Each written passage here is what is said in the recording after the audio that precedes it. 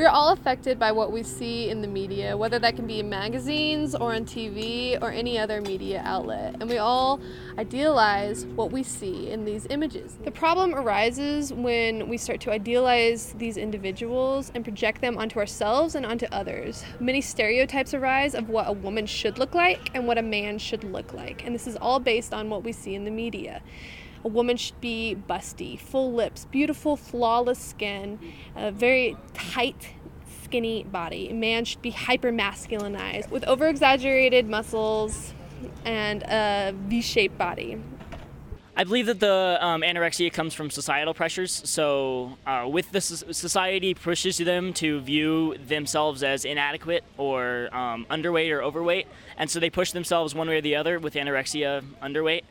So with this, no, I don't believe they have control. I believe a lot of it is mental and then societal issues. Having a couple of friends that are affected by it and everything, I can imagine that it's a pretty big deal for them to see, like Megan Fox or somebody on a magazine who's super thin and an eating disorder. I mean, that plays a huge role in it. So I definitely think that it has an effect on them. I'm a guy, so I'm kind of oblivious to it, I think, but I think it definitely affects women to some degree. I think they kind of see that, and I consider it kind of an unreal standard, and they see that and kind of try and hold themselves to it, and I don't think, so I guess negative, because I don't think that's something they should have to do or even be subject to. I mean, it's way deeper than just something that's like, they wanted to change themselves so they're, having an eating disorder. It's much deeper than that, and I think there's a lot more research that needs to be done in the field to figure out what exactly it is, but definitely more than just, they decided it. Dr. Malley studied at the University of Denver, where he obtained both his master's and doctoral degrees. He has worked at many counseling centers throughout Colorado and California, but specializes here at the university in eating disorders, trauma, and abuse. When asked specifically what anorexia and bulimia nervosa are, he said, "These are disorders where people restrict their caloric intake to a weight that is unhealthy. It is a pathological fear of weight gain and a regimented view of how and what to eat. The desire to lose weight and be thin is part of a distorted body image, medically referred to as refeeding syndrome, where the body begins to reject the food after a long period of restricted caloric intake." In his practice, there are three main components that go into an eating disorder that can make one predispositioned to have an eating disorder.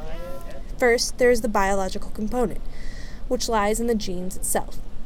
If someone has an immediate relative with an eating disorder, that individual's chances of contracting the disorder themselves increases by 50%. The second component is psychological. Something in the patient's life becomes too difficult for them to handle, and usually manifests itself as abuse.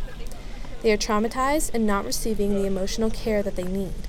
Instead, they turn to the eating disorder to distract themselves. The third component is the sociological pressure. Magazines, movies, and advertisements all speak to the unachievable beauty standards in society. All of these mediums, either indirectly or directly, tell a person what he or she should look like. Women and men see these images in society and they want to be like them, but what they don't know is that they can't, because they are completely photoshopped and they are unrealistic, unattainable images of what a person, of what a woman and what a man should look like.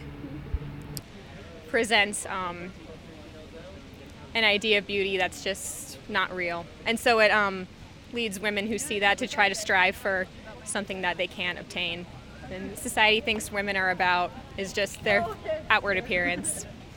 It's making people see their imperfections, which is like not as beautiful as I'd wish they'd be.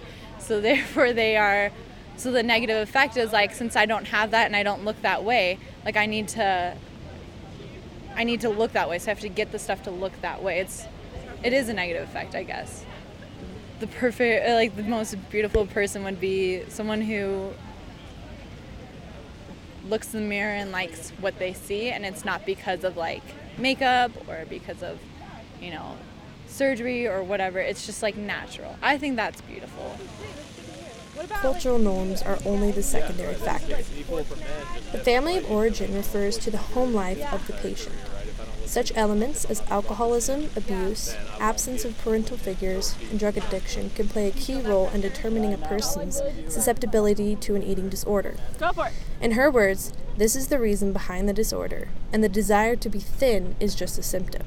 You restrict your perspective like you do your food, and the truth totally goes away. You cannot see it, you cannot feel it, and you become very obsessed with controlling it. A numbness takes over your mind, and you create a complete wall around yourself. You have to isolate yourself because you cannot break that wall, or else you will break the restriction. Forums and help websites are popping up all over, with adolescent males and females reaching out to others who suffer from an eating disorder.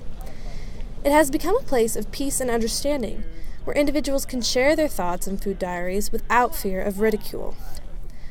What they truly need is a real relationship with someone who will encourage and help them. As humans, this is what we need. We do not do well alone. We carry with us the time and memories of when we were with others and become healed and validated by these relationships.